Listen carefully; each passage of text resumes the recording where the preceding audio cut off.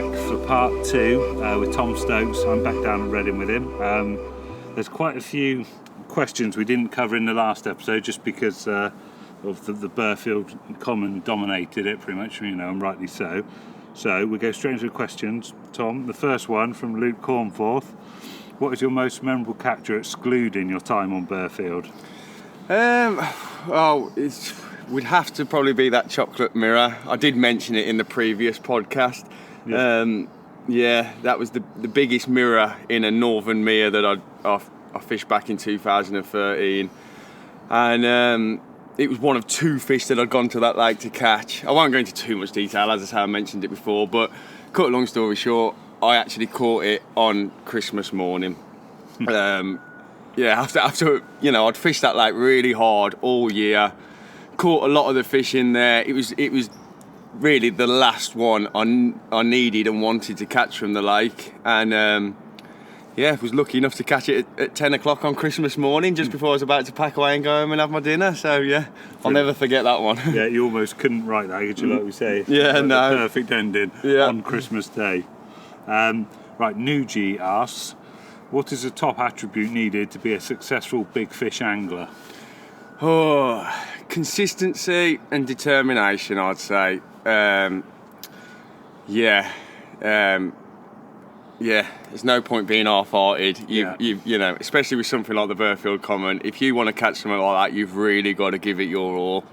I suppose that's the top attributes, really. Nice, simple. Okay, right. Somewhat. Mike Hayward says, "What's your current rod reel setup?" At the minute, I'm using they're relatively cheap Shimano rods, TX2s. And the reason I'm using these at the minute is because my old rods, which were some custom-built Torixes, basically fell apart after my time on Burfield. They were battered. Without beating around the bush at the start of this year, I desperately needed some rods, and I just didn't have a lot of money to go out and buy a set. And I'd been, a few people had said that these were decent rods for the money. They're actually 13 foot, the rods I'm using, and the reason I bought them a bit bigger, longer, is because this lake, it's all casting. A lot of it's long range, especially in the spring, so I just bought a cheap set of casting rods, and they're all right. To be fair, I think they were about 80 or 90 quid each, and they do the job. They serve a purpose anyway. Reels, I use the old Aero Techniums, the 10,000 XTEs, the Shimano ones. Great old reels, proper workhorses, absolutely love them. That's what you want, and it's something that's not going to let you down. Mechanically sound, brilliant. Okay, Rousey66 says, did you ever fish Packington in the West Midlands? No, I've heard of that place, but no, can't say I've ever been there. Nice short answer. Right, Hunty fishing. How did you get motivated for fishing after the Burfield Common? I mean, we mentioned that briefly last time. I just love fishing. I love everything about it. It's not just, about what I'm fishing for. I just love being here. I don't struggle to find motivation. Don't get me wrong, I don't think anything's going to ever quite motivate me like the Burfield Common did fish-wise, but I will always love my fishing, and I'll always go every week, and I always look forward to it every week. Great answer. Right, let's talk about some of your other previous captures. We mentioned Dorchester briefly. Oh, in the last one. Yeah. So let's talk a little bit about that. Fishing, doesn't it? Yeah, Dorchester Lake. Now, it was a special lake, and I'm sure a lot of people will be quite interested to hear about this lake. It was the first I'd heard about Dorchester. The first memory I've got of Dorchester was I was actually walking around another club lake in Oxfordshire at the time. It was 2009. And a friend of mine who I was walking around the lake with just pulled his phone out and showed me this picture of this absolute mega, and I mean mega, looking linear. It was actually Dave Elliott holding it. It was an incredible fish. Zip linear, long, saddleback, chestnut coloured, little tail, little rounded tail, little worn away pecs. In my eyes, the perfect carp. And what I can also remember that same day, my mate saying that it lived in a club lake that he knew about a bit further down the road, very low stocked. But he was a bit vague, and to be honest, at the time, the lake we were walking around at that moment, that was where I was planning on going. So it was just, it was passing conversation, really. But I always remember him showing me this picture of that fish. Now, it sort of got forgotten about, really, over the next 12 months, as I fished that lake that I was just on about, that we were walking around, fished that lake, caught plenty of fish from there. And while I was on there, while I was on there, I can also remember talking to another old boy. It was brought up again. He'd caught a couple from this Dorchester Lake. And to be honest, then it felt a bit out of my depth. What they'd said about it, super low stock. I'd heard that it could be a little bit dodgy. It was a bit of a free-for-all. In fact, the lad that showed me the picture of the big Lynn had actually been down there floater fishing, and some local kids had nicked his floater rod while he was looking around he'd left it leaning up against a bush or something, and it just disappeared. But as I say, I fished that other lake, the other club water, caught a few from there, and as time went on, we sort of started to do, me and a mate of mine, Tom, we started to try and do a bit of digging about this Dorchester Lake, just to try and find out what was in there, if they were still in there, because, there was a bit of a wall of silence, really, surrounding the lake, and rightly so. The locals didn't really, it transpired it was a bit of a gem, really. And the information we'd sort of got, that was the linears were dead and one thing and another, so we didn't feel, it sort of got pushed to the wayside. We sort of forgot about it. And I don't know where we'd been, but one day, me and my mate Tom, we'd been somewhere down south. I can only guess we'd been down Reading, but I can't actually remember. And on the way back, it just popped up in conversation. This Dorchester Lake. And we realised that we could sort of take a bit of a detour and go and have a look round. So on our way home. So we've gone to Dorchester, gone to the lake, and I can just remember my mate pulled up there in his van, and the first view we had of this lake, it was just, all I can remember is just a sea. I did briefly touch on this in the last one, so apologies for repeating myself, but it was just a sea of surface weed, big thick mat of it. I'd never seen anything like that. The lakes I was used to fishing round by me were generally shallow, silty, weed free. That previous season, I'd been fishing another club lake in Oxfordshire that was weedy, but not to this extent. This was literally a sea of surface weed. And anyway, we had a walk round, and it was a crazy lake. I can just remember it was all, it was so neglected. We ended up stripping our shoes and socks off, because as you go around the back, there's all these little snaggy dot islands, and there was like scaffold bridges that the old boards had rotted. You could just tell that not a lot of people really went there. There was a lot of litter about it, but it had a weird vibe about it. A lot of dead wood. As I say, this lake had just thrived on neglect, really. It was super cool, super carpy. But as I say, at this moment, we didn't really know what was still in there. The sort of bits of information that we had managed to get were that the one that we'd come here for, the linear, was dead. That was another thing. We'd also heard rumours that there were 9 fish in this lake, but with what had apparently died, we didn't really know what was in there. How big did you say it was? I'm not sure exactly. It covers, the whole lake covers about 10 acres, I think. Right. But the majority of it is like these little snaggy, shallow back bays. There's a lot of little islands. So it didn't feel that big. It was probably actual water-wise, I'm guessing 5 or 6 acres. This is a rough guess. Somebody might know otherwise, but I'm guessing 5 or 6 acres. You had about 2 or 3 acres of main open water, 3 acres maybe. I might be underestimating, I don't know. And then you had everything else was broken up into bays, channels. It's almost like a little miniature Burfield, almost. So anyway, we're on our first lap round, and I can remember, we're walking over all these little snaggy islands. As I say, we stripped our shoes and socks off so we could walk through these little channels.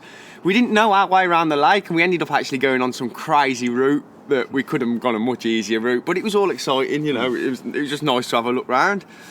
And I can remember we got about 3/4 of the way around the lake, and we waded onto this long, thin island that sort of split the main body of the lake in half. We later came to find out that they referred to this island as the reef. There was a couple of swims on it that you could fish, one off the back that fished into a little back bay, one off the front that fished into the main body of the lake. And as I say, you had to just sort of, you had to wade through, well, depending on the depth of the lake, the water level fluctuated quite a lot throughout the year, but it was sort of knee-deep water. You just waded through, a little couple of rod length stretch onto the island. I can remember we waded onto there, and we stood in this, what was to be known as the reef swim, which sort of looked out into the main body of water, and in front of us was a load of weed load of pads, all mixed in with a load of surface weed. Sun was beating down on it. I mean, we're in sort of mid-July now when we had our first walk round, so it was a hot day, and I can just remember seeing the water rock. There was obviously carp in the weed. I was like, fucking hell, there's one. And like, the more we're watching, there's another. And there's another, and we're trying our best to get up little trees to just try and get a better view, but the way the sun was coming into our face, you just had no chance.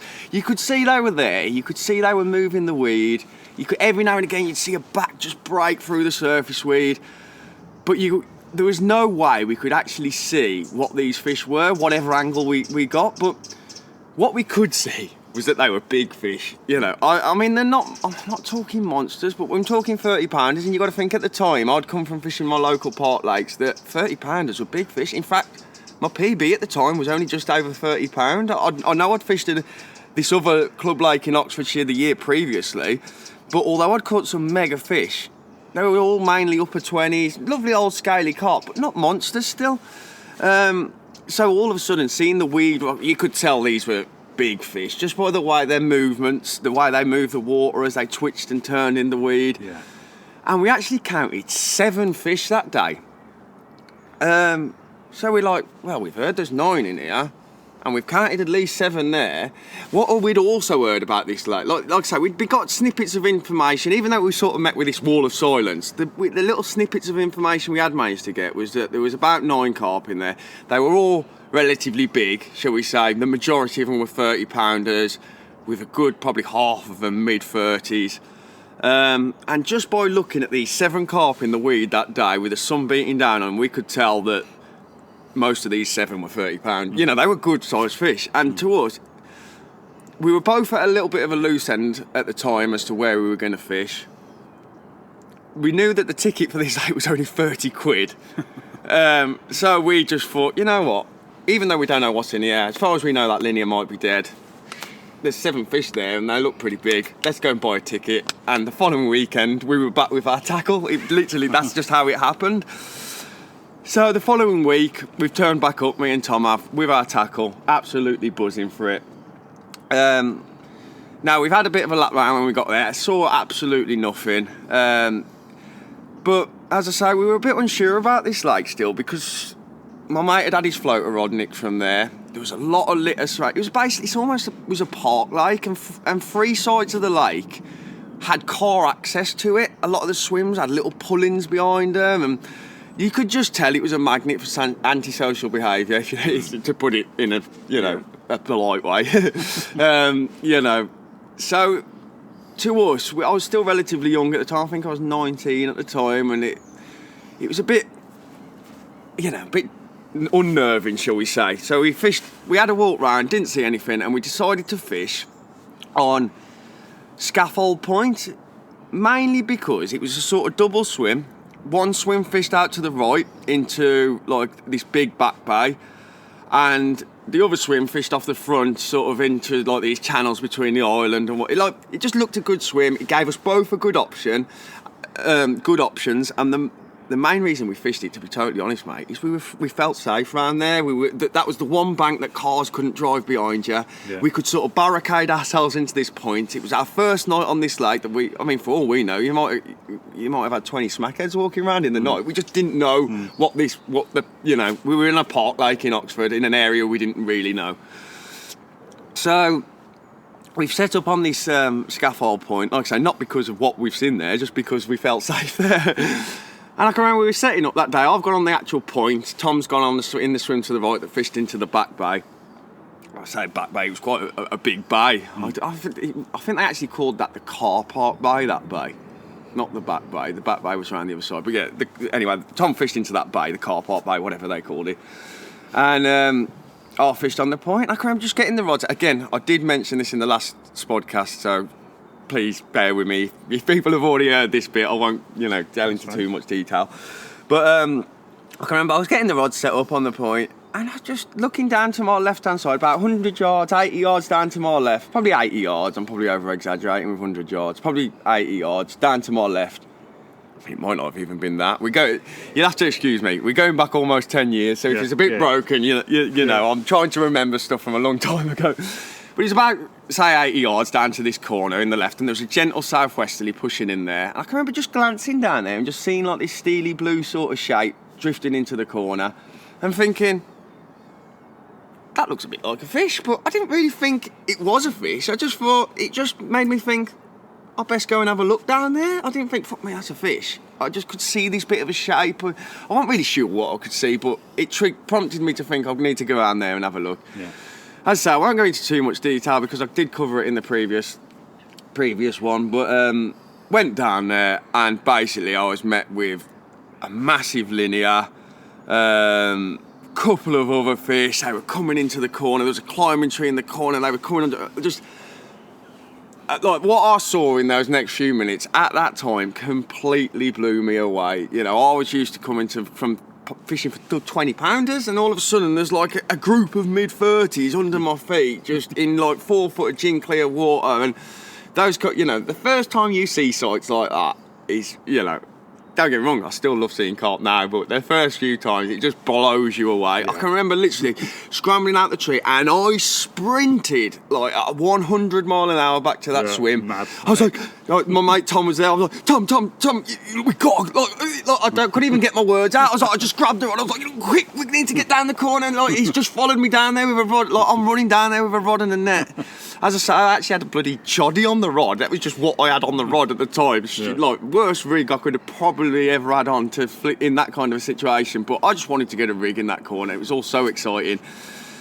And although I didn't catch anything, I did, like I say, Tom was up the tree, and it, like I said in the last one, and he did see, as I'd flicked this choddy in, he did see the biggest linear, the big linear sort of,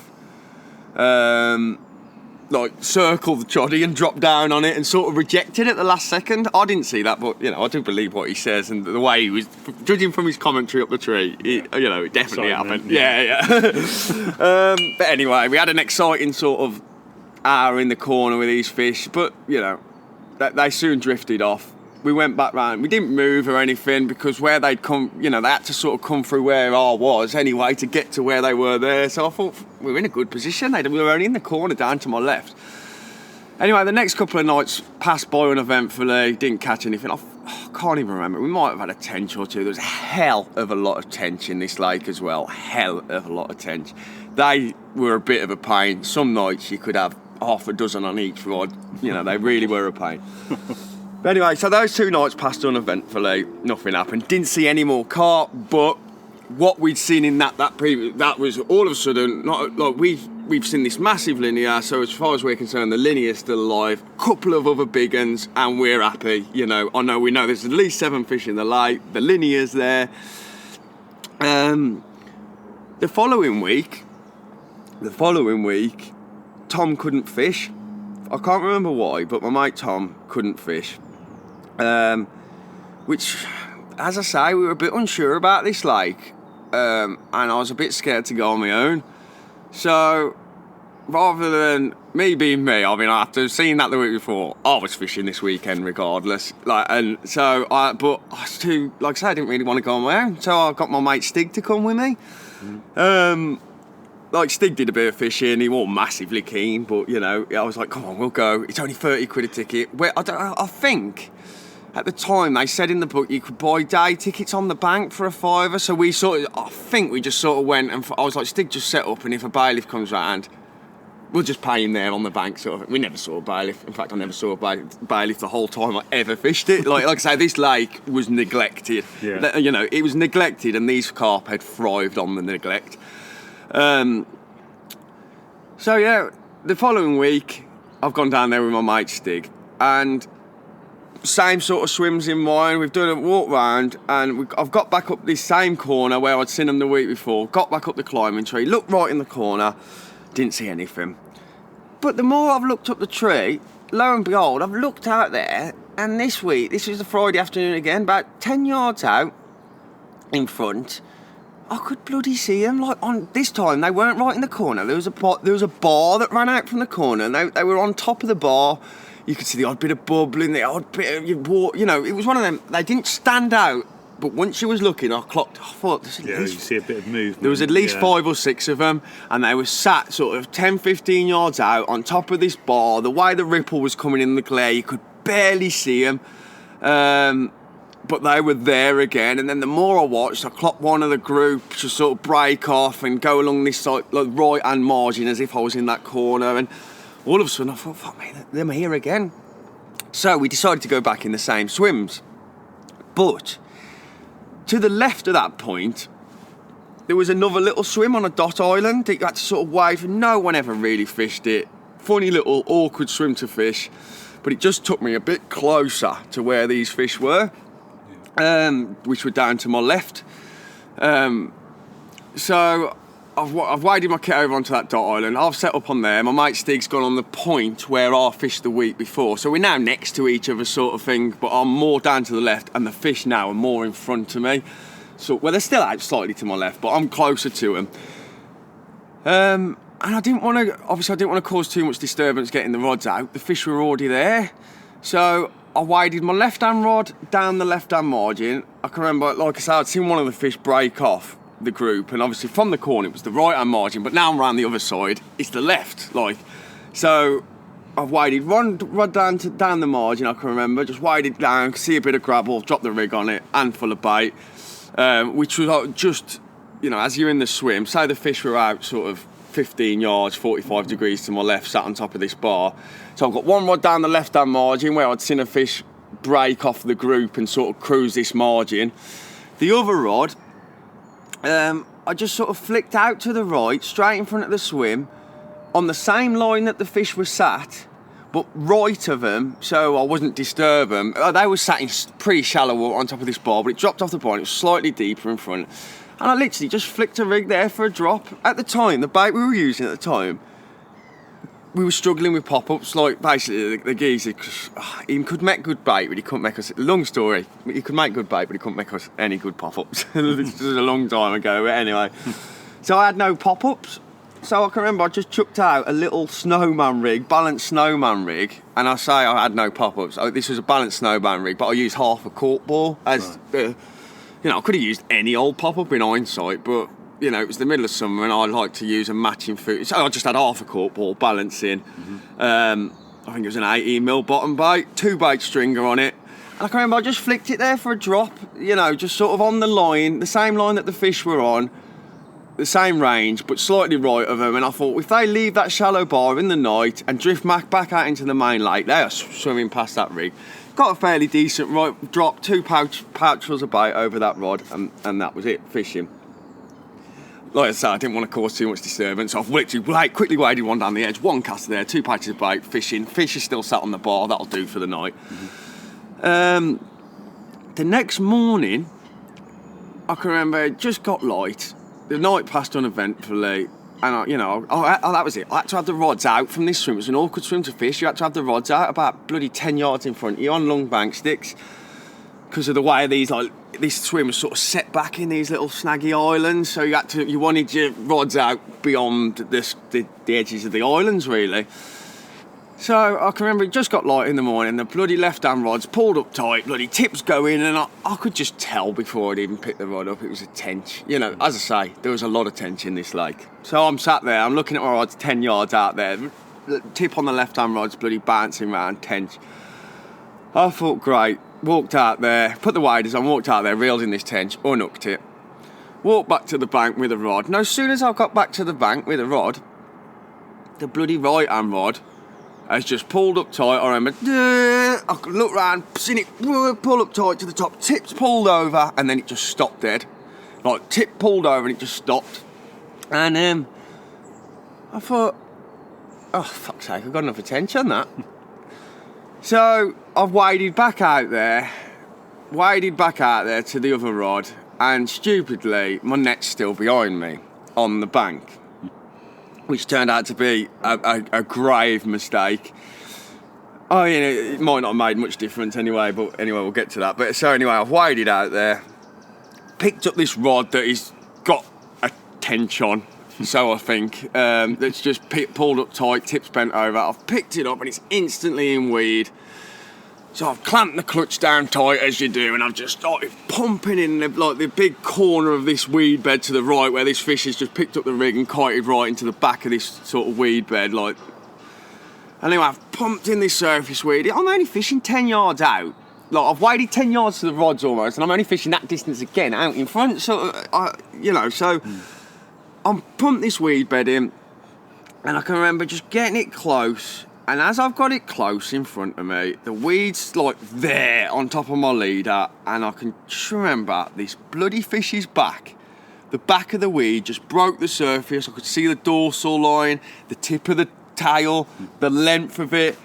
And I thought, that ain't no bloody tense. Like, I've got one. At that moment, I've literally turned round to look at my net, which is now 10 yards behind me on the bank, and the fish has just bolted. In a split second, the fish has bolted, flat rodded me. I've got the clutch locked up because I just didn't think anything of it. It's a tense as far as I know. I'm pumping in a weed bed. I've got the clutch locked up to pump this weed bed in. It's turned, it's bolted, it's flat rodded me, snapped the hook link in a split second. I'm just left there, stood up to my waist in water, 10 yards off the bank, massive eruption and disturbance in front of me. And I'm just left with my lead, and about 3 inches of, I had about 4 inches of braided uplink. So yeah, it was all a bit surreal at that moment, I'll be honest, because I'd never fished a lake like this at that point. And that was your first bite? Yeah, I'd never fished a lake so incredibly low stock. As I say, as far as we knew, there was like 9 carp in there, maybe even less. We only knew there was 7 in there because that's how many we'd counted at this moment. And to be honest, I just wanted to catch one from there. Although I'd seen the pictures of this linear, at first it was just like, man, I'd just love to catch one from a lake like this. Super weedy, snaggy, super low stock, full of tench. It was, to me at the time, it was a massive step forward just to catch one. So I'm stood there and I'm pretty, I struggled to contemplate what had just happened almost. Yeah. I couldn't believe that I'd had a bite, and that was my 3rd night. Right. So anyway, that was it. It was gone. Fished the 2nd night in there, nothing happened. In fact, didn't see the carp again. That was something I quickly learned. Small lake, very low stocked. They didn't hang around for long once they realised they were getting fish for. But anyway, I did my 2nd night in there. Nothing else happened. 3rd trip, the following week, I'm back and Tom's back again with me. And this time, we've both managed to get the Friday off, and now we're doing 3 nights. It's our first free night, So, I can't remember where Tom went, but now we felt a little bit braver now. It was the 3rd trip. So that first night, I actually opted to set up on the end of that reef that's Lungfin Island that I was on about before. On the very tip of it, the very far tip of it was like sort of directly opposite that swim that I was just on about, where I'd lost the fish from. And there was a little swim on the end of the reef that I just thought, I can fish that same zone from the opposite angle. I'd be fishing back towards the fish rather than, it just seemed a better angle.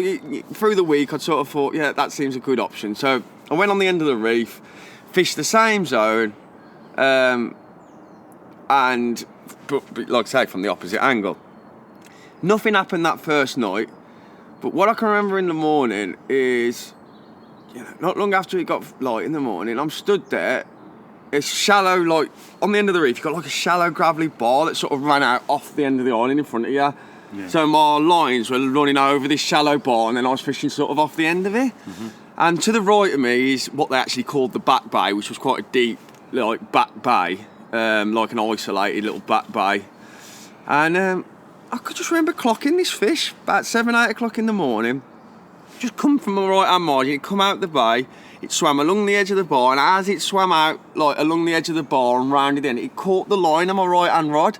And I can remember just sitting there watching the bobbing go pulling up, just watching this fish, like, long dark mirror, just like, you know, it just caught, like, it's just something I always remember, just this fish just coming out, picked up my line, give me a massive line. I'm just watching it do it as it swam along the edge of the bar, and then boom, like, my line's pinged off its fins, bobbins dropped down, and it's just rounded the corner of the bar and disappeared off down the other end of the lake. Like, it headed off down towards the back bay, like, not the back bay, the car park bay. So I stayed there for the rest of the day, nothing else happened, and like, we both sort of packed up that day, me and Tom did, and went for a walk. And I can't remember exactly how it panned out, but I think Tom had clocked them first. He clocked a couple in that car park bay, including one that we later came to know as the scarred common. It was a sort of £30 common with big scar on it. You could see it swimming across the surface weed in the bay, and like, there was just one tiny hole in the middle of the bay, and it kept dropping down in it. You'd see these plumes of bubbles coming up, and so Tom was like, fucking hell, I'm going in here, I'm going to set up here. Which was, you know, fair enough. He'd seen them there, they were dropping down in this little hole. Anyway, I thought I'm going to go for a bit more of a look, and I've gone around the other side of this bay, and I've walked up onto a swim called Bummer's Point. Now, the reason it's called Bummer's Point, I'm pretty sure the story goes, two blokes did a night up there on there years ago, and when they packed up, there was a condom on the floor. I won't go into any more detail than that, but it's always had the name Bummer's Point ever since then. So anyway, I've gone up onto Bummer's Point, which was the opposite side of this bay. Bloody birds. And it's the opposite side of the bay, and again, I could see, you know, I've clocked a few fish as well. There was obviously quite a few fish in this bay. I mean, I'm talking quite a few fish. I'm talking a handful, you know what I mean? I'm not talking dozens, I'm talking handful, but you could just see them out in this bay. Every now and again one would rock the weed, and the more I don't know if it was Tom was trying to get his rods out at this point, trying to cast into this little hole in the weed from the other side of the bay. And like, I'm looking, and these fish, like, just to the left of Bummer's Point, at sort of 45 degrees and about 20-25 yards, there was loads of surface weed, like a blanket of surface weed, but there was just a hole in it, like a hole of about a bivvy size, and it was, a hole in the weed about bivvy size. On the right hand side of it, there was a little channel in the surface weed, a little break in it that connected that little hole to the open water in front of me. Directly in front of Bummer's Point was all open water, so, and all to the left was surface weed, bar this one little sort of brolly sized hole that was connected to the main body of open water by this little channel. And I'm looking in this hole, and I could just see the weed rocking as these fish, and the more I watched, I clocked a couple of them, and they were literally coming out of the weed into that hole. They'd circle it, and then they'd disappear back off into the bay. And I thought, well, that looks all right, you know, chuck a couple of rigs in that hole. I mean, to be honest, in hindsight, the more I think, it was a bit dodgy, really. I was chucking over 20 yards of surface weed to get to this bloody hole, and then my rigs would just drop, but there was a little channel that connected it to the open water in front of me. Anyway, I can remember I moved my kit around there, I had a bit of a lead around in this hole, a few casts, got a relatively good drop. As I say, at the time, I didn't have any pop-ups, so I was just using, like, balanced, these weird, like, corkball snowman rig things. Like, rigs that today I'd never use in that kind of situation, but it was all I had at the time. So anyway, I've chucked two in there, 2 bait stringers on them, 2 in the hole for drops. I can remember I had about 2 key of bait left with me. I had a good couple, at least 2 key, and I've just literally piled it all in the hole, piled it in there. Thought, fuck it, that'll do, I'm fishing, like, you know. By now I'm starving, like, I've moved, you know what it's like at that point. The day's dragged on, you've spent hours faffing around, you know, and all of a sudden I've got 2 rigs in position. One thing I can remember is Tom had an absolute mare. So Tom had originally found the fish, including this scarred common, back in the bay. he's been trying to cast into this little hole, and I think after hours doing it, he just sort of cut his losses and thought the fish had probably fucked off by now.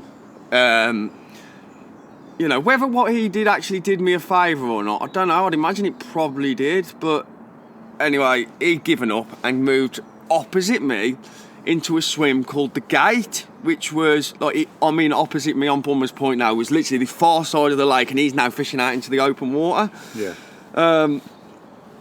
And so he's moved around there. I'm there. I've got my 2 rigs out. I thought got to have something to eat, and I can remember putting some sausages on for a sausage sandwich. The sausages has been on probably 5 minutes, and the right hand rod just pulled up tight. Tip was over, and I've picked the rod up. I was in. Like, literally, after 20 minutes of these rigs being out there with 2 kilos of boilies over the top, just for 2 drops in the hole in the weed, and I was in. And this fish has just hit the surface, wallowed, and the minute I've realised, I was just like, oh my God, like, I've got one on. What, like... And then, like, the most incredible thing happened. It's like hit the surface, and just don't forget, I'm fishing over 20 yards of surface weed into this little hole in the weed. He's hit the surface and just kited right straight out the little channel into the main body of open water in front of me. Like, I couldn't have writ it any better. I couldn't have asked for it to have been any better. This fish has just hit the surface, just kited into safety. I was like, fucking down. Anyway, it's in front of me. I can just remember it kiting past me now in front of me in gin clear water, and just seeing a linear scaling. And I thought, fucking hell. It's a linear, like a dark linear as well. I thought, this could be it. Like, this could be I didn't really know what else was in this lake at the time. We didn't know. Anyway, I hadn't even got it in the net. And, like, I can just remember Tom on the other side of the lake. I'm sure he was like, "You in, Mush?" And I was like, "Yeah, it's a linear." And, like, I've just dived in the lake, jumped off the swim, dived in the lake, fully clothed. I can remember I had my headphones on at the time, and I've just stamping them all in the silt as I'm wading around in my bloody trousers. Got this fish in the net. Anyway, I've looked in the net, and it was quickly apparent that it wasn't this, like, massive, like, you know, mid-30 linear, but it was decent. It was an incredible fish, in fact. It actually transpired it was a fish called the half lin. It was an ounce under £30. At the time, it was one of the biggest carp I'd caught, you know. Mega looking, and to be honest, that at the time was the best fish I'd ever caught, without doubt. You know, we're there. It's only our 3rd trip, and I've got one of these incredible carp from this lake. Absolutely stunning fish. Blew us both away. I can remember that day. You know. Mind blowing. You know, when you're young like that, and it was, you know, special times. That's all I can say. I've caught the half-lin, absolutely buzzing, couldn't quite believe it. We actually, then, Tom managed to find out quite a bit of information that weekend. He'd moved into the Gate, and he chatted to a bloke who was very open, and all of a sudden, we found out everything we needed to know off this bloke, or Tom did, bless him, fair play. Basically, it transpired there was 2 big linears in this lake. They were both still in there. There was the big lin was what we were after, what we'd come there for. That was the looker. But there was also one that was like called cut tail lin, which had actually, in the last couple of years, grown bigger than the big lin. So although the big lin was the big lin, cut tail was actually a couple of pound bigger now, but not quite as good looking. It was a bit of a fatty, guttier, chestier, a bit of a goldeny yellow colour. And it actually transpired that linear that we'd seen in the corner couple of weeks previously, that had done me on the choddy, or investigated my choddy, was this cut tail, not the big lin.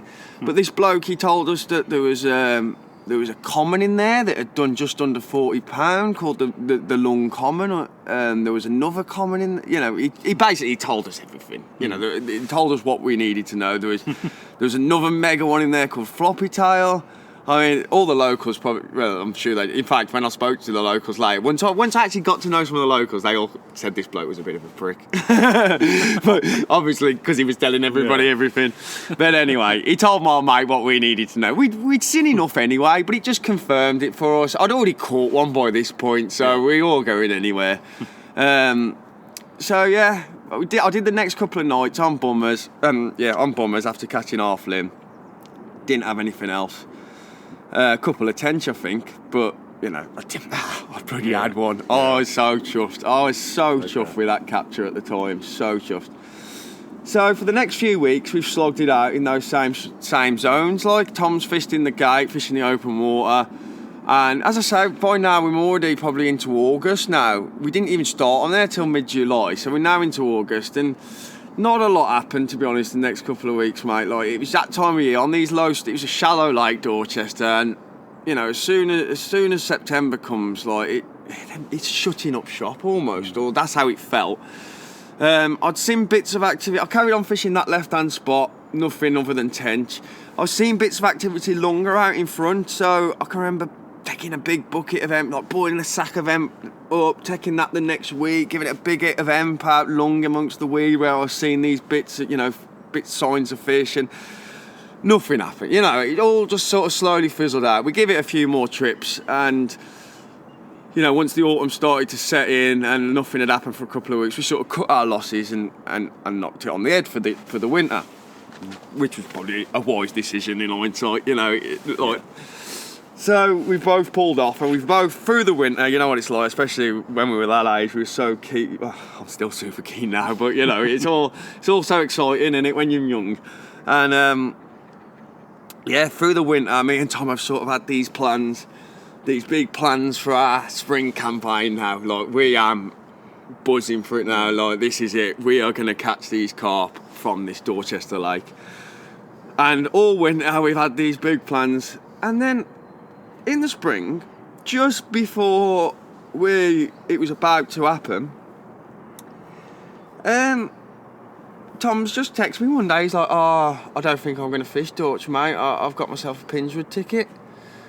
And like, to be honest, at the time, I ain't going to lie, I was a bit like, "Oh, fucking hell, cheers, mate." Like I say, we're still a bit unsure about this lake. We had seen a couple of the locals fishing it in that autumn, but like I say, we met with this wall of silence. We were two young, keen lads from the Midlands. They didn't want to speak to us. They don't want to tell us anything else. Yeah. Can't blame them, really. Yeah. So it was a bit weird. Like, all of a sudden, like, with Tom there by my side, as I say, we're still only quite young. We sort of felt like we were a team, and especially with it being a bit dodgy, it sort of just helped with the confidence. Yeah. But yeah, he said he didn't want to fish there, and that threw a major spanner in the works for me. All of a sudden, I'm going to be going to a lake that I didn't know anybody. It was still a bit dodgy in our eyes, and I'm on my own. And I can remember I was a bit like, fucking hell.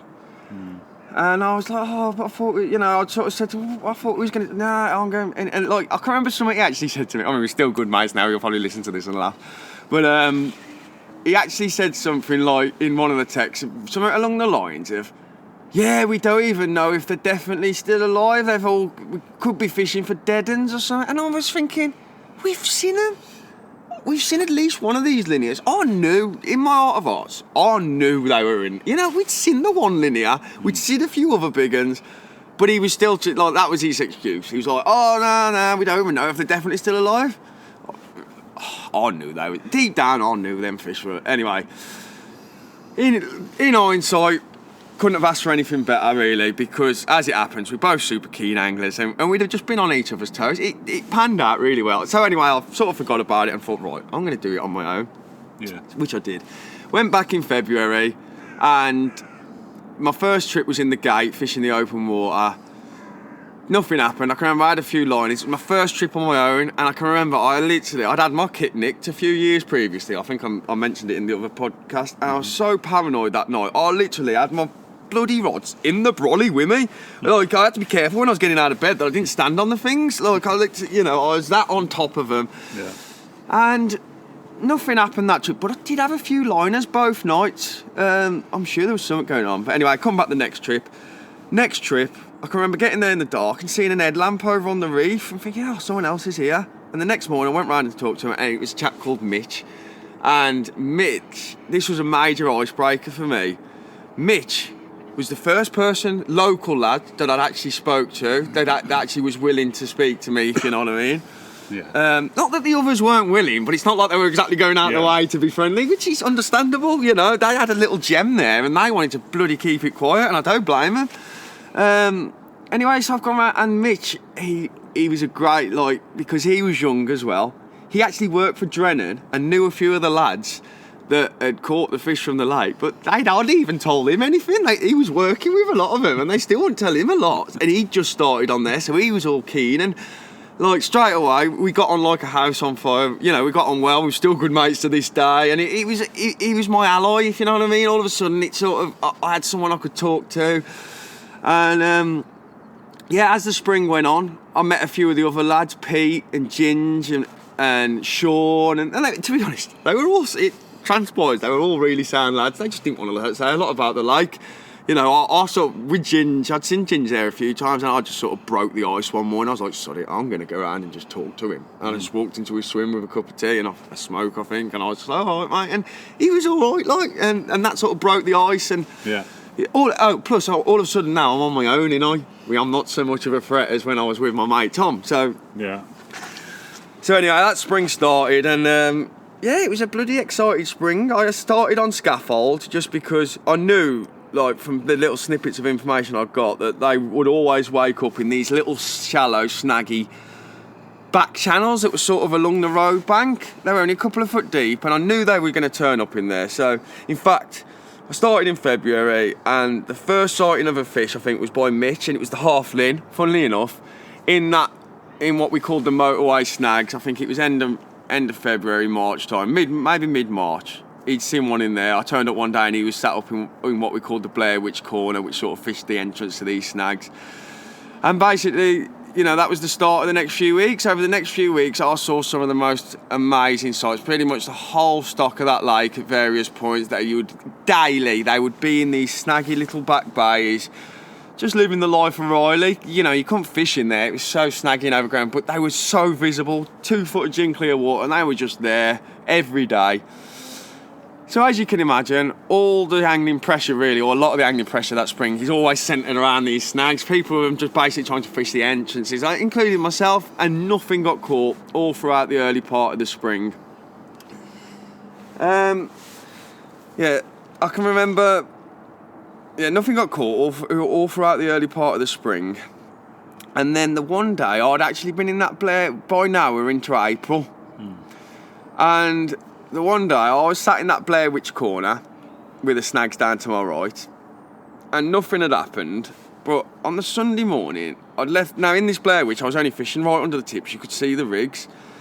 So, like, I could see nothing was there, and it was early in the morning. I thought, I'm just going to have a stroll up the bank. And I strolled up the bank, left the rods out, but strolled up the bank, say 100 yards, up to what they called the back bay, which was like this quite deep little cut-off back bay, about as wide as a canal.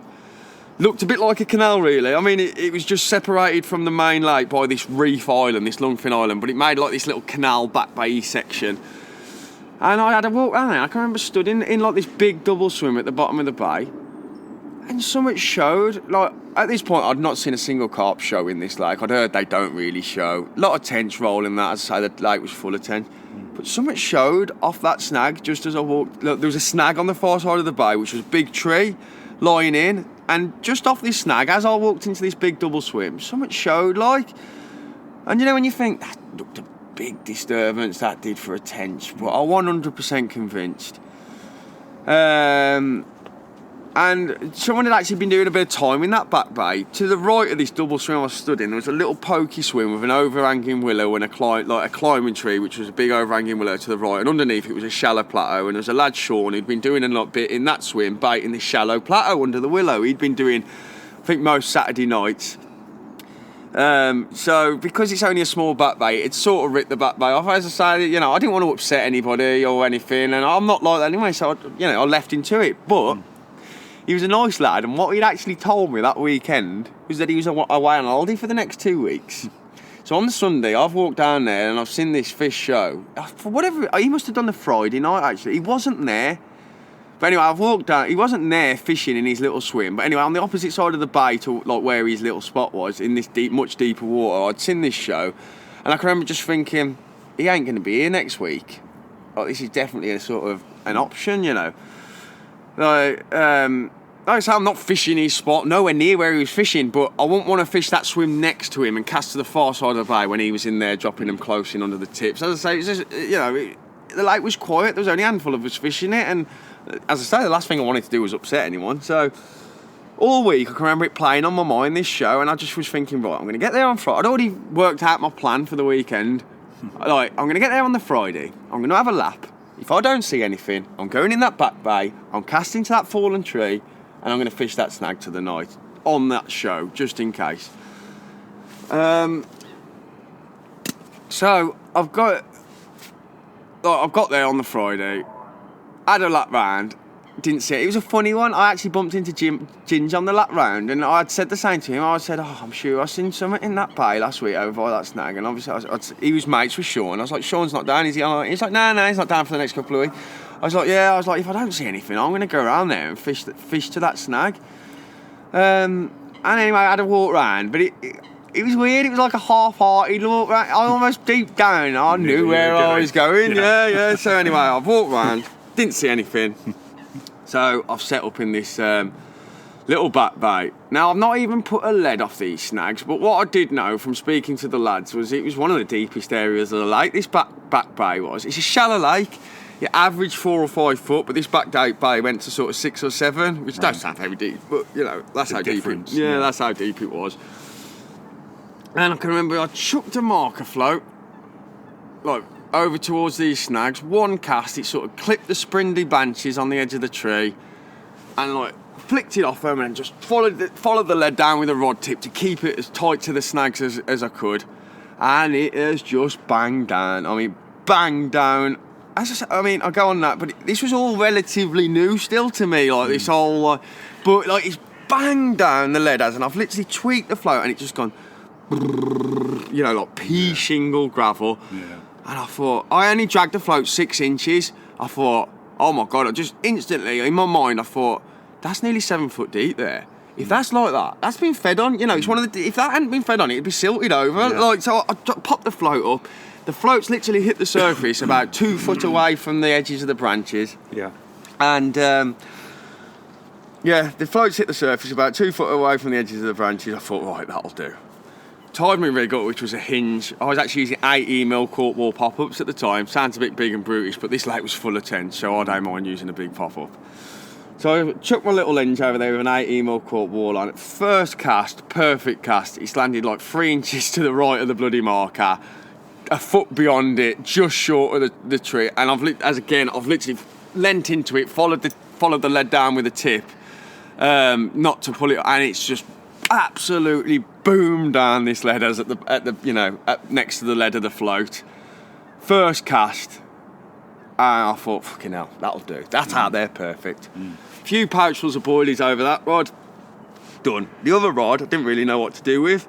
There was some snags down to the left of me in this bay that looked all right, so I just flicked an hinge in front of them, a few handfuls of boilies round in that, and that's it. I was fishing for the night. Like, of course, I was super confident. It was now 6 days later to when I'd seen this show that I wasn't even sure was a carp. It was just a slightly bigger show. Had it done a bite yet, the lake? No. The lake still hasn't done a bite, and we're now into mid-April. The fish had been on show every single week since the start of March, middle of March, and no one had caught nothing. They were just turning up every day in these snags and just vanishing in the dark. No one knew where they were going. So I've got the rods out. Didn't think much of it. Like I say, couldn't say I was super confident, but they were right. And that night, that left-hand rod, I must have had 6 or 7 tench on that rod all night, every hour or two. The rod was away with a tench.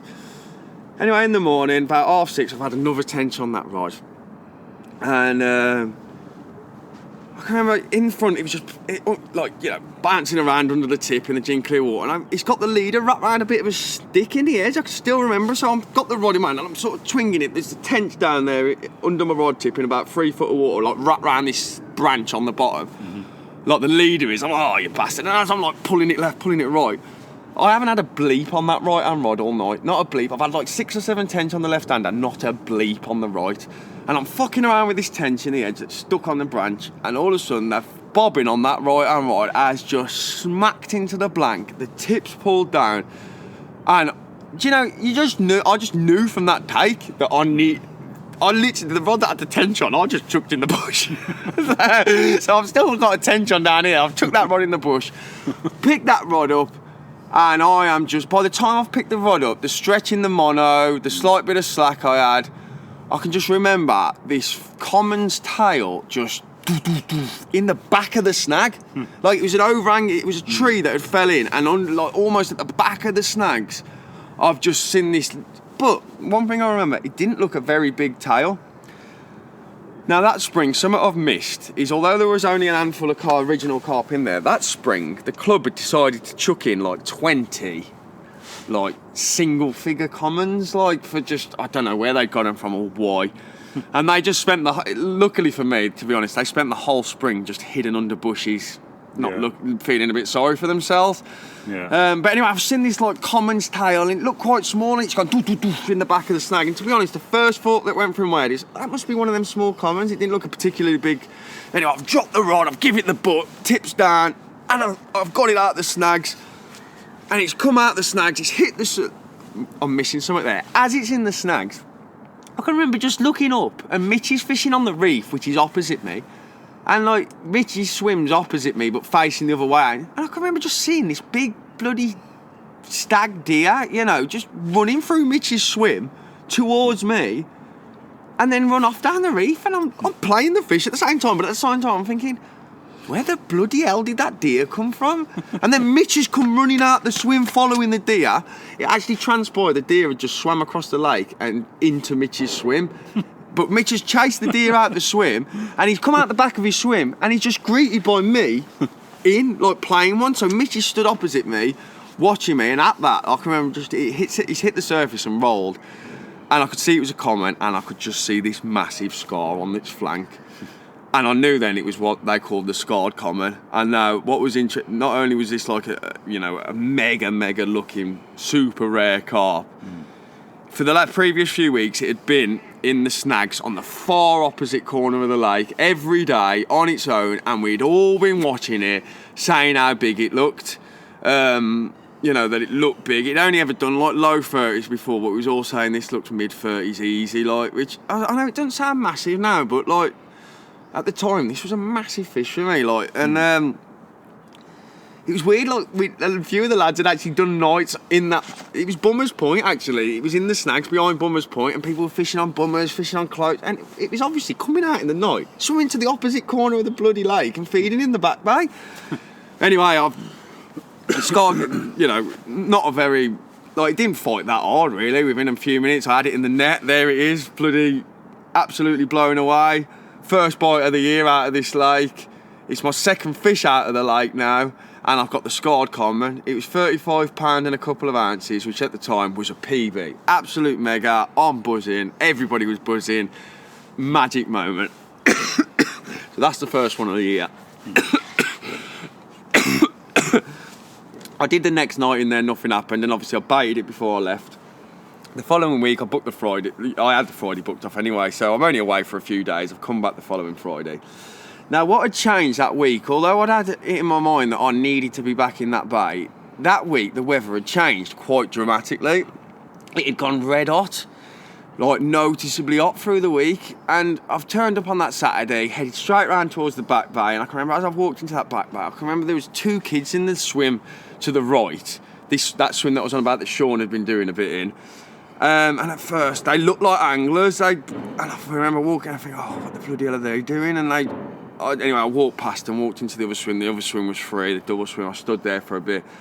Clocked that these kids had no kit with them, so I thought, that'll be all right. And as I say, it was that hot. I thought, before I set up in here, I'm not just going to set up in here. I need to have a look round on, when it's bloody mid-20s, that time of year. And there was a gentle, like, south-southeasterly wind. Picked up, like, just rolling across the surface of the main body of open water, which sort of blew into the complete opposite corner of the lake to where I was, into another little snaggy cornery bay that they called, like, the Cottage Bay, I think. It was another little narrow channel. There was a couple of cottages up there, like bungalows behind you. Anyway, I can remember going up there. I'd seen fish up in this bay before, sort of not in the bay itself, but the bay was then connected to another little snaggy bay that you couldn't fish, but they used to get in there, and to get in there, they had to come through this channel. It's all very confusing if you don't know the lake, but there's a lot of bays, a lot of channels, a lot of snags. That's what made the lake, really. Made it what it was. And I can remember I walked around there, it's red hot. And I've got round to the high bank round the back of this bay where you're looking down into this little snaggy back channel. And it's just absolutely chocolate. And I thought, fucking hell, what's going on here? And then I've clocked a couple of these little commons that I was on about that the club had randomly chucked in a few weeks earlier. I thought, it's just a couple of little commons. And then, like some kind of bloody submarine right at my feet. I mean, I'm on a high bank. I'm probably 15 foot above the water, on a high bank looking down on these snags, but up under my feet at the chocolate water just rose this massive, massive common. And I instantly recognised it as the long common or the big common, the one that had done ounces under 40 before. And I tell you, like, it was just immense. Like, to see, I'm talking in 2 foot of water, I'm looking down on it at the time, this fish was just, and it was having it, you know, its gills were flaring, its pecs were going, it was surrounded by chocolate water, it was dropped back, and I was like, I couldn't fish for it where it was. But a few weeks previously, I'd seen fish in that bay, I'd watched them leave, and I'd clocked the route they left on, which took them through this little cottage bay.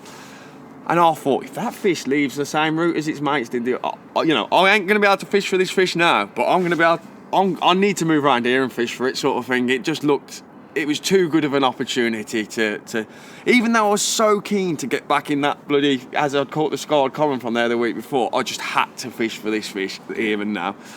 So I can remember flying back round to the back bay with a bag full of boilies, because I wanted to bait that spot still. Running into the swim past them 2 kids, they must have thought I was some bloody lunatic. I've literally sprinted past them with a bag of boilies, stood in the big double swim next to him, grabbed about 4 handfuls, just wanged them across the bay at this snag like a bloody lunatic, and then run back out again, because I'm just thinking, I need to get round the other side to this, you know, this massive common that is having an absolute bloody party. So anyway, I've pulled the van into in behind the swim, like this cottage bay swim. Tucked it out the way behind the bushes. Now, this cottage bay was a mad little swim. Again, it was only about the width of a canal, super shallow, and super shallow, a lot of siltweed in the bay, super silty. I mean, it was probably about 2.5 foot deep, the way the water level was at the time. But it didn't even look that, to be honest. It looked super shallow. Obviously, the bit of siltweed and everything makes it look even shallower. But I'd clocked these fish a few weeks previously, and when they left that snaggy channel, like that snaggy back bay, they came through this little snaggy channel into this bay, and then they went round this one particular branch that was in the water, and then followed the far margin out and out into the main lake. So I thought, I need my rig off that branch where they're definitely going to come round the corner. So if it comes out that snaggy channel, it's coming round that branch. So, and it was an awkward cast. There was a bit of like a tree had fell across the bay, and you had to sort of underarm swing your rig under that branch, low but far at the same time, like it was horizontal. Yeah, it was a bloody awkward cast, and it took a few attempts. And I tell you what, I was so paranoid about scaring that fish, even though it was 20-30 yards away behind some snags in another little back bay. Everything I did, I'd run round the other side of the back of the bay and just make sure it was still there. So I like pulled the van off, pushed my bank sticks in, tied a rig, run round there, it's still there. Come back, had a few casts, got the rig out, run back round there, yeah, it's still there. Come back, got a few bites, fired them in, run back round there, it's still there. Yeah, like just to give myself peace of mind that I hadn't scared it off, sort of thing. Because there was one other way that common could have got out of that bay. It could have got out the back of Bummer's Point. But one thing I can vividly remember is there was a bloke set up on Bummer's Point, and from where I was stood watching this fish, I could hear his radio from where I was stood. So I thought, if I was that fish, I wouldn't swim that way. You know, it's going to come past me where I'm nice and quiet. That's what I sort of like to think anyway. So anyway, I've got the rod out, like I say, I've got this little hinge off this snag in the entrance to this snaggy back bay. I've probably put 20-30 baits around the rig, and then I've literally scattered just a few single baits through the snaggy channel that led into this like other little snaggy back bay where the common was feeding hard. Like, my theory was that it would just find a few of them boilies before it left the snags, follow a little trail of them, and then all of a sudden there's going to be 20, 30 of them just there in my rig. I thought, cherry on the cake, perfect little trap in my mind. As I say, I'd gone to great lengths to make sure everything was perfect and that I didn't spook that common. Even down to, I literally had the rod in the swim, nothing else other than the rod and the net down in the swim, because the swim was like a little drop-down dugout. Nothing else in the swim until it went dark, and under the cover of darkness I just crept down there with a bed chair, literally rolled myself a smoke. I literally went down there with a bed chair, I cooked all my tea and everything up the bank at the back of the van. I went down into the swim just with a bed chair, a smoke. I got under the covers, smoked my smoke, didn't even take an headlamp down there with me, that's how sort of, I thought, like, it was so close call. As I say, the fish was 20 yards away, but it's just so shallow and intimate, and I was so paranoid about scaring this fish. Anyway, I dozed off probably about 11:30 or something, and I came just as I dozed off, having a couple of bleeps, thinking, this could be it, it could be out of them snags. I take it away, it was with two other commons, little commons as well, but anyway, I've had a couple of bleeps and I've sort of dozed off. Next thing, woke up to a bite, picked the rod up, bloody tench. It was pitch black, darkness like you couldn't believe. It was so overgrown, there were so many trees around me. It was the pitchiest black you could imagine. I've been so stealthy, and now I've got this bastard tench on. I've got to put my headlamp on to unlock the bloody thing. And as far as I was concerned, that was my chance gone. So, I was bloody raging. I've had the head torch on. I've looked at my rig and my corkboard pop up. When the floss starts to cut into the paste and it was sort of half hanging off. My chance was gone in my mind anyway. I was like, you bastard. Anyway, I chucked a few bites down the edge before dark. Don't know why, just down the left-hand margin but I thought, fuck it, I'll swing it down there for the night. So I've swung the rig down there, 2 or 3 drops, and every time I pulled up weird. I've been talking 12:30 at night, 1 o'clock in the morning now, and every time I'm like, nah. Every time I dropped it down there, it landed soft, I pulled up a strand of weed. I was like, I can't leave it down there. I was like, fuck it. As I said before, it was an awkward cast in daylight. Now it's pitch black. But I just thought, I'm going to try and flick it back over the other side of the bay. I couldn't even see this branch. I'd gone from having a perfectly placed rig just off the corner of this branch, 20 baits around it. Now I'm just pub chucking an inch in the pitch black darkness and hoping for the best. So anyway, I've swung it. I can remember in the dark just swinging it 1, 2, 3, and I released it, and I just timed it. I can remember just thinking, right, that's probably travelled most way, and I just trapped the line with my fingers, and it just went. I was only using 1.5 ounces lead because it was so silty. Yeah. Stopped it, and I can remember just hearing the plop. There's no way I was getting a drop. It was too shallow and silty, but the plop just sounded right. I thought, that sounded about right. Sounded far enough across the bay. Definitely didn't land in the trees. So as I say, my corkboard bubble was half hanging off, so it was one cast or nothing. I've literally grabbed a couple of handfuls. I've gone from having this perfectly placed trap. Now I'm absolutely raging because of this tench. I've just grabbed 2 big handfuls of bait out of the bait bag and just chucked them across the bay, just raining down, just middle of the night. Put the rod down, got back in the bag in the right thinking, you fucking tench. Anyway, next thing I remember, I've woke up with a rod in my hand, and it's easy to say now, but it was obvious what I had on the end. There were 2:30 in the morning, the bloody thing, it must have still been in the snags, and it'd come out. Anyway, I've picked the rod up. As I said, I can't tell you much about the bite because I literally woke up with a rod in my hand. It was one of them. I've got the rod in my hand. I'm like, fuck, I've got it on. It's on. I can remember it's just surged around to the left of the bay. Obviously, a big heavy fish, and it's pitch black, absolute pitch black. I'm in this little shallow back bay, and it's gone round to my left. It's come round, and I can remember that first lap of the bay. It's come round as it's come underneath me, and I've got vertical pressure above it. It's rose up in the water, and I've gone to get it with a net. I've gone to leach out, and just as I've pushed the net under, it's gone doo doo doo doosh. It's gone back round the bay again. Another lap round the bay. I'm like, fucking hell. It's come back under the rod tip again. I've lifted it in the water as it's come underneath me. I've gone for it with a net again. Doo doo doo doo. Again off. It's gone round the bay. I thought, fucking hell. Third time, it's come underneath me. I've lifted it up. I've got the net under it. It's pitch black. But I didn't need to look in that net. I knew I'd got that bloody common, just the size of the fish in that bay. And I literally just dropped back on my bed chair. I was like, fucking hell. Sat there for a few minutes, composed myself, went forward, shone the head torch down, and lo and behold, there it was, the fucking biggest fish I'd ever seen. Let alone seen in the net. Like, it was just this immensely long common was in my fucking net. And, yeah, it was just, I can remember, like, getting my waist sling and that out, I was shaking, and like, like it was like a dugout swim, so I've ran my landing net pole into the bank at the back of the swim and like slid the scales onto it, and then I've got the one end of the pole on my shoulder, the other end's in the bank. I've hoisted this fish up, and I could just see it was definitely over 40 pound. Like the scales were bouncing over 40 pound, and I'm like, oh my god, I couldn't keep still. It was just going. I thought, oh my god, I need to weigh this fish properly. This is a 40 pound. I can't believe this. Yeah. So I've put it in the sack, dropped it in the water, and I can remember Mitch was fishing around on the reef. It was a Thursday night. As far as I know, he didn't even know I was down because it was a Thursday.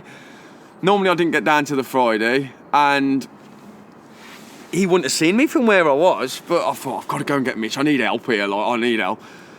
So I can remember trekking around there in the pitch black dark to Mitch. And you know when you get, like, all that grit in your waders where you've put your waders on and you ain't got any socks on? You don't realise it till you start walking, do you? And all of a sudden, halfway around, I can just remember my waders just grating away at my feet and just, but, like, I didn't care. I was just grinding my feet. Walked around, it was a good few hundred yards. Ran to Mitch, perhaps 500 yards, something like that. Anyway, I just woke Mitch. I was like, Mitch, I've got the big common, mate. Like, and it's over 40. Like, and Mitch was like, oh, fucking hell. And fair play to him. He got straight up.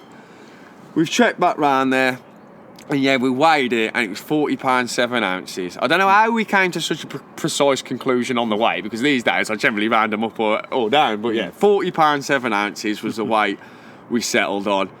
And yeah, just an absolutely mega moment. Like, I can remember we sat there all night from, like, by this time it's like 3 a.m. We sat there all night, just next to the fish in the sack, just buzzing, chatting away, waiting for first light.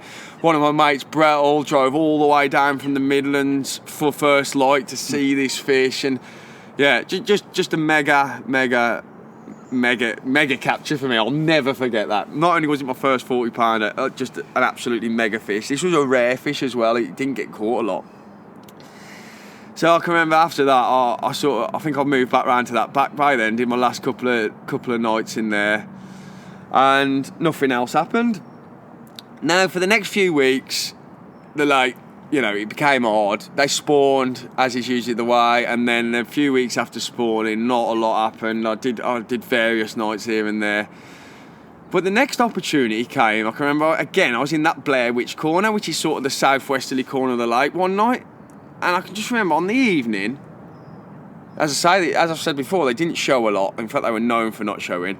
On the evening, I can remember they put on a display out in the middle. Now, when you think there's only bloody 9 cut off in the lake, a display, I'm talking, there was probably 5 or 6 shows, but that was a display on there. I couldn't actually see them from where I was, but I could hear them. And I was trying to get a better angle, and I could just see these big sets of rings coming out from between, like, the open water of the lake. There was 2 small islands out in the middle of the main body of open water, and they were sort of out between these 2 islands. I could see the ripples ebbing out, and I spoke to Mitch the next morning. He was over on Bummers, and he confirmed it. Like, he'd seen them showing out there, and I thought, fucking hell. As I say, a few weeks had passed now. In fact, we're now into the end of May, maybe start of June, and this was like I say, this was like the next opportunity that presented itself, these few shows. So on the Sunday, that was a Saturday night, on the Sunday, I can remember it was pissing down with rain, absolutely pissing down, but I thought, I need to go around there and have a look, have a lead around in that zone. Now, to get to that zone, the closest swim was the gate swim, and it was about 100-yard cast out there to between these islands. I can remember standing there in the pissing down rain, just thumping a marker lead out there, and after a few casts in the rough zone, I started getting a drop, but it was amongst the weeds. You catch the lead right, you'd swing it back, bang, it'd crack down, but you'd try and...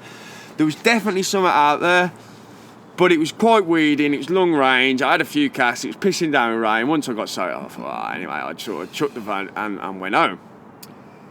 But over the next few days, I sort of hatched a plan. I couldn't fish the next weekend. We were going to Whiteacres, me, my dad, my brother, my brother's mates, my dad's mate. You know, like one of these like lads and dads sort of weekends. We had 4 nights booked, and I was obviously Whiteacres. I'm going to tag along, you know. You know, I was quite looking forward to a bit of fishing. So we had 4 nights booked down there, and I knew that I couldn't get back to Dorchester the following weekend. But I sort of hatched this plan. I thought, like, there was these 2 dot islands. I could remember there was a little swim on one of them that hadn't been fished for years, but one of the lads had told me that it had been fished in the past. Some bloke had cut it out there years previously, and that you could wade over onto that island. Now, I didn't even know that you could definitely do that. I just heard you could and seen this little swim. But in the week, I thought, you know what? I could bloody wade out there. I could fish to that zone from that island. It'd be short range then. I'm not casting 100 yards. And I could pretty much wade my bait out. And I also thought, we're going to Whiteacres this weekend. I can't fish, but we're going there for 4 days. Perfect opportunity. I sort of twisted my dad's arm. I was like, look, Dad, you know, I'll drive down to Whiteacres, but do you mind if we take a detour past Oxford on the way there and on the way back, so I could just bait this lake? No, I didn't tell my dad how far of a detour that would be. It actually put an extra over an hour on the journey and nearly 100 miles to take a detour from the Midlands to Oxford. You're straight down the M5. Yeah. And all of a sudden we're cutting across to Oxford to go back down to Whiteacres, which is, like, what is it, Devon? Is it all Cornwall or something? Yeah. Bloody long way away, especially from the Midlands. So anyway, I've twisted my dad's arm, and my dad agreed. If I drove, he agreed to it, you know. Yeah. So that's what I did. I thought, right, I'm going to go out there. As I say, I didn't even know if A, I could definitely wade onto the highland. I just heard that you could. And B, I'd only been getting a bit of a slight drop amongst the weed. I hadn't found no amazing spot. I just got this weird idea in my head that I just had to give it a massive hit about out there. I'd never done anything like this before. I've done this kind of angling a lot since, but at the time it was all quite new. But I'd sort of got this idea anyway, so I cooked up these 2 massive buckets of bait that week, chucked them in the van with all our kit to Whiteacres, and on the Thursday, off we've gone on our travels down to Whiteacres via Oxford. We got there, I can remember I've gone round onto the island with both of these buckets of bait, because the plan was I didn't want to carry the one all the way to bloody Whiteacres or not, so I actually thought I'm going to just leave one stashed on the island for the 4 days that, you know, I'm at Whiteacres, come back, go over there, chuck it out. And I got over there with all the bait, marker rods, waders, whatever, and I can remember I've waded out from the island through this little swim. Once I got on the island, I'd never been over there, and it was flipping cool. It was a little island, big mound of ground in the middle, surrounded by trees, and this bloke, years before, had cut out a tiny little dugout out the mound, just big enough to slot a bed chair in. Like, it was a cool little swim. The only problem being, like, the gap in the island didn't quite face the exact angle that I wanted it. I was sort of fishing 45 degrees, but I was close enough. At least I wasn't casting 100 yards all of a sudden. Yeah.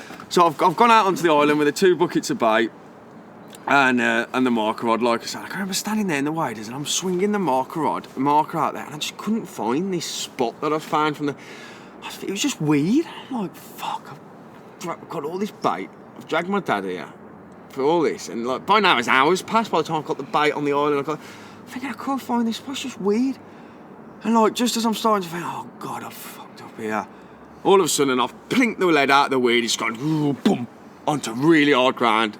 I've pulled it and it's in weed again, but I thought that's gonna have to do. There's hard ground there amongst that weed, so I've popped the float up to the surface, and it was literally the perfect range that if I waded out off the island, round to my right, maximum wader depth, I could just about chuck bait round the float. So it was all perfect. I didn't have a bait scoop at the time. In hindsight, it would have probably been ideal, but I filled it in round the float by hand. Big bucket of seed, load of boilies, load of tigers. Happy days. It was quite weedy, but I was getting a fern drop amongst the weed. Job done. That'll do for now. Left the other big bucket of bait on the island. I mean, by big bucket of bait, I'm literally talking like the one I left on the island was like a 30-litre bucket. I could barely carry the bloody thing, you know. Yeah. In fact, I didn't want to leave it on the ground, so I actually hung it on a branch in the tree. I thought, I don't want the rats chewing through it in the 4 days that I'm gone or something. So I've hung this 30 litres of bait in the tree on the island. And off we've gone to Whiteacres. 4 days in Whiteacres.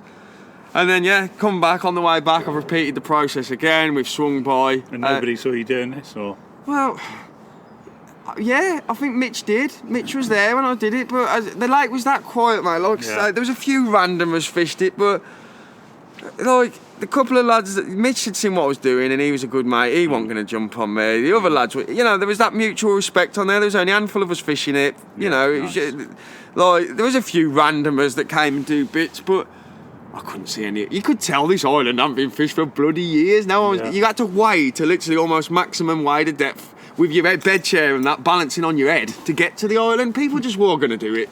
I was pretty safe. So anyway, I've done that. Like I say, I've repeated the process on the way back. Give it this other massive bucket of bait. So 4 days apart, it's had these 2 big buckets of bait. The following weekend, I've come back on the Friday. I wanted to do 3 nights, but strangely, I booked the Monday off. I think it was because I didn't give it the hit of bait till the Monday because of the day I came back from the White Acres, and I wanted to give it 4 days. So rather than booking the Thursday off, I booked the Monday off, so I'd get down on the Friday and then could give it 3 nights from then. And it turned out to be a good decision. I can remember I got there, waded all my kit on the island, bloody full of excitement, as you are in that kind of situation. And I can remember chucking my marker float out and just instantly, like, it landed in weed, but once I plucked it out the surface, it just gone, and I literally had about a foot pull back now. I can remember it just had a foot. Been on it. And I popped the float up, I thought, so all of a sudden I've gone from just getting a drop amongst the weed to now I've got like a foot pull back. Happy days, flicked the 2 rigs out, chucked a load of bait round it, buzzing, spent the night there. I think the night was pretty quiet, but the next morning I can remember the right hand rod about 8 o'clock just hammered round, and I dived in off the island because of the angle. I just instantly, as soon as I had the bite, there's so few carp in this lake. Yeah. It was one of them, every fish you caught. So anyway, I just dived in, straight in. Anyway, got it in the net, and it was a small common, I think it was a 19-pound common. But there was 2 small commons in this lake. I mean, it wasn't just any common. I'm pretty sure this common it hadn't been. I think I might be wrong, but I think it'd done like 1 capture before, and it was years and years. I'm talking like 8 or 9 years in advance. Like mega old looking fish, little dark head on it, little round. Looked like one of the original mirrors. That's in its the features, but just in miniature, immaculate little fish. As I say, only a small one, 19 pound, but still a mega push to catch that fish from that lake. Yeah, and it was my first night on my new my new baited spot, out in the middle. Anyway, the second night passed without event, and nothing happened the second night.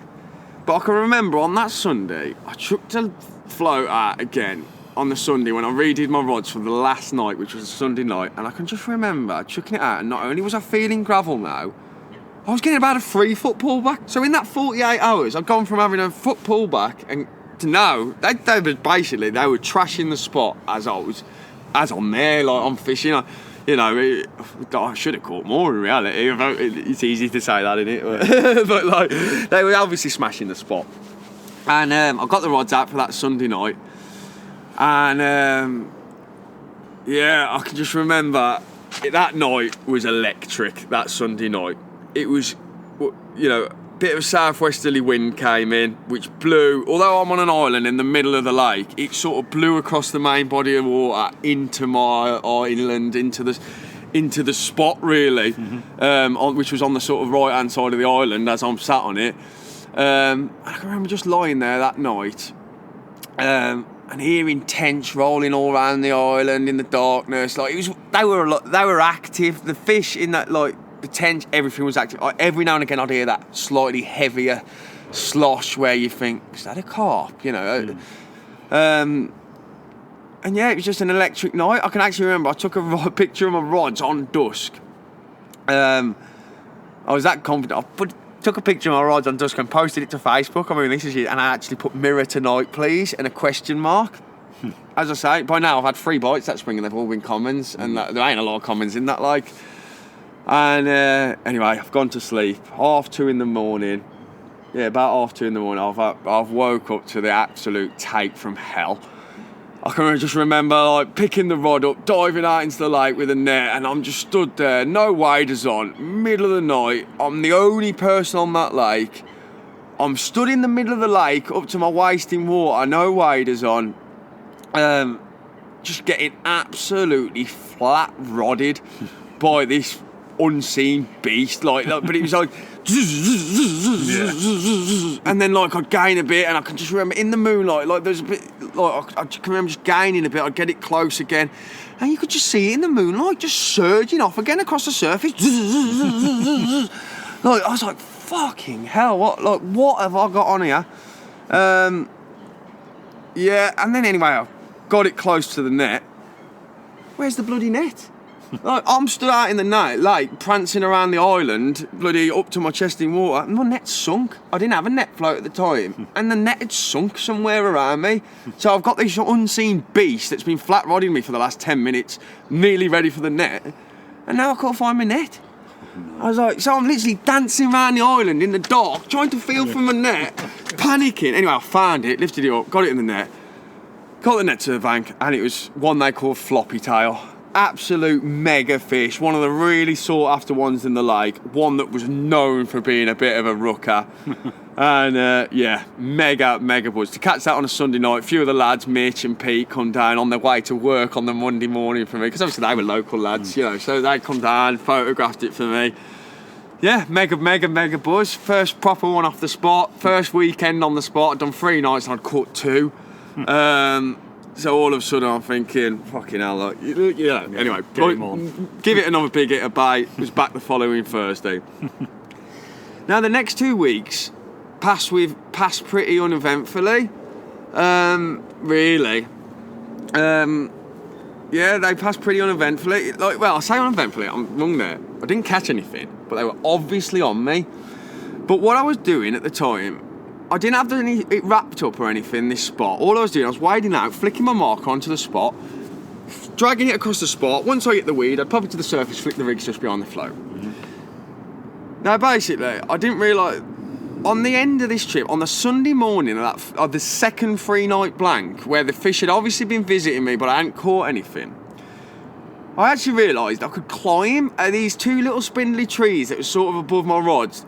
Either one of them didn't really have this, couldn't support me, but the fact that they were leaning together, I could sort of just about get up, poke my head out through the top of the island, and I was just looking straight down on my spot. All of a sudden I could see it, and it, like that Sunday morning, opened my eyes. What had basically happened over the last couple of weeks was I'd exposed this shallow gravelly hump on the near side of the spot. And because I'm now dragging my marker up the gravel, I'm dragging it and I'm dropping my rigs on this absolutely spanked now clean gravel, which sloped off into slightly deeper, siltier water, which they'd also spanked. Right. And they were coming in and feeding in the deeper, siltier water, and I had my rigs just now like over a wall, sort of. Yeah. 2 foot above them, 4 foot short of them, and they feeding the. Like, I seen them, I saw fish come in that morning, they were feeding the silt, and my rigs were short, and it just clicked. I was like, oh, bloody short. You know, I realised what I'd done. Although fish were creeping up onto that gravel, they weren't feeding like they were down in the siltier, dirtier ground, you know, on the dirtier ground at the bottom of the shelf. So I've gone away that week, and all week I can remember thinking, right, you bloody idiot, you need to get your rigs that little bit further. So what I did, anyway, the following week, I thought, like, well, I'm missing a bit here. So I'm buzzing all week to get back and drop my rigs in this silt. As I say, I'd seen a couple come in that morning, like that Sunday morning, including one they called the second common, mega rare fish that I never ended up catching it, but I only ever did a couple of captures, but I won't go into too much detail. But anyway, I'm buzzing all week to get back and get my rods in the silt now. And that Friday, I left work, no, it was the Thursday, and I can remember just coming out of Starbridge, where I work, and just hit on the main dual carriageway that's about 8 miles long and that takes me to the M5.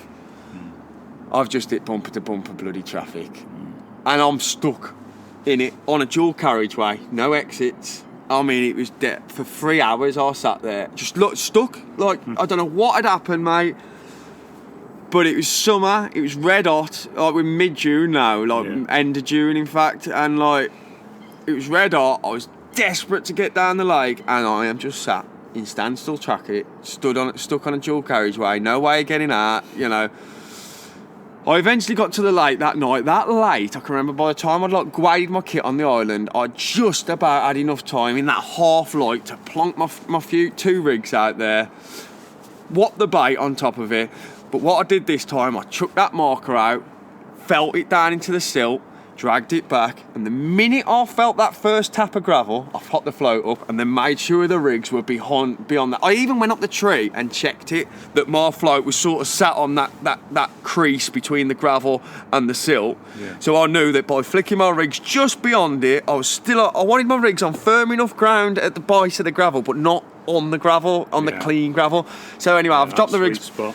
Yeah, where I'd seen them feeding the week before. Did you change your rigs at that point or not? No, still the same rigs. It was actually my first little time I used D-rigs, this was. Because of the amount of fish in the lake, the tench in the lake, I thought I needed a rig that wasn't going to tangle. So when I was fishing this spot, it was actually the first time I'd ever used D-rigs. I was tying with coated braid. I mean, as it stands, I've caught pretty much everything I've ever caught worth catching on some form of a D-rig ever since, but this was the first time I'd used like a D-rigged hook bait. And but still the same rigs, like just coated braid D-rigs, very simple rig. Couple of tigers on, couple of balanced tigers. Anyway, I've swung them back behind the float, chucked my hand bait in, had me tea, and by now it's like last light and I'm sat behind the rods. It's all been a mad rush. I got there that late because of the traffic. It'd all been a mad rush.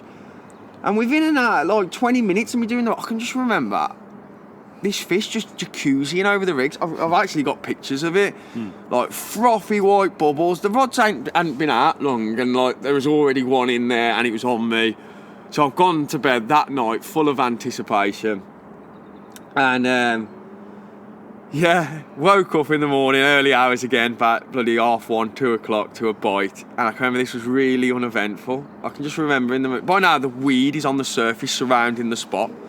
So I'm literally I'm just fishing a hole. There's a little channel running into the spot where my line lay was, but really it's just a hole in the surface weed that I'm fishing that's sort of 10 yards off the side of the island. And I can just going out there, jumping out there, picking the rod up. I can just remember in the moonlight this fish wallowing on the surface in the hole and just swimming into the near side surface weed closest to me, just boom, plugged in there on the surface. I've just walked towards it with a net, pushed it underneath it, and that's it, it's in the net. In them few seconds, it's in the net. I was like, fucking hell, that was uneventful.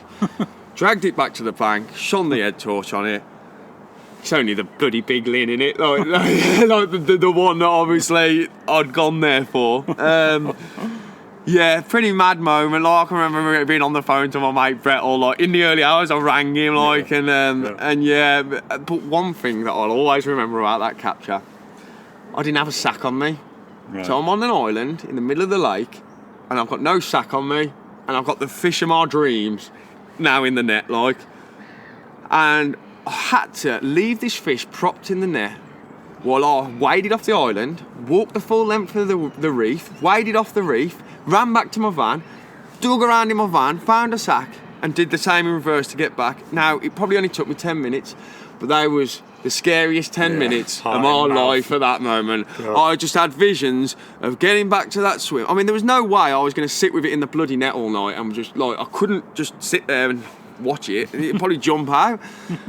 So I had to do it, but like, I just had visions of getting back to the swim and it being gone. Anyway, luckily it wasn't.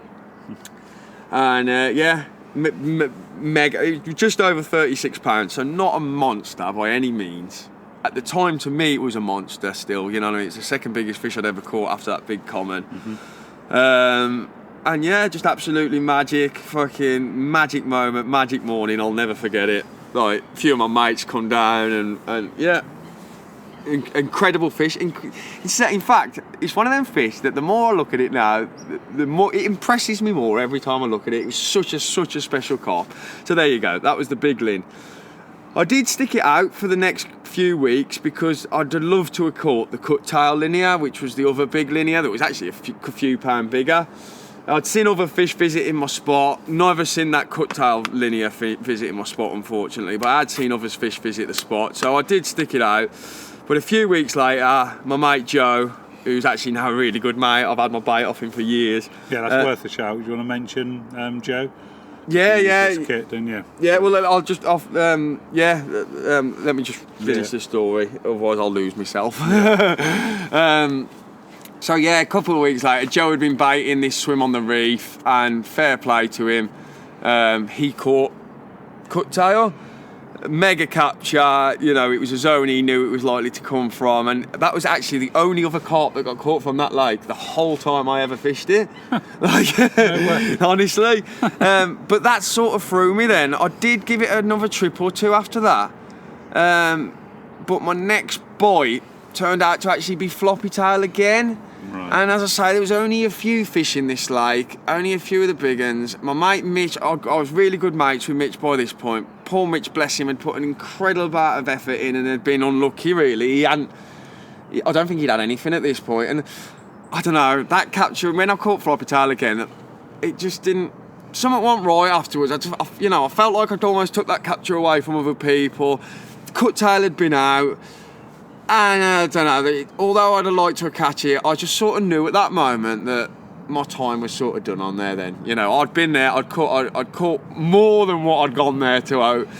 My sort of plan at that time was to come back the next year and have a go for cut tail, because it was a relatively friendly fish and it was quite an easy fish to single out. Like Joe's capture taught me that, you know, well, just speaking to Joe afterwards and gaining a bit more information.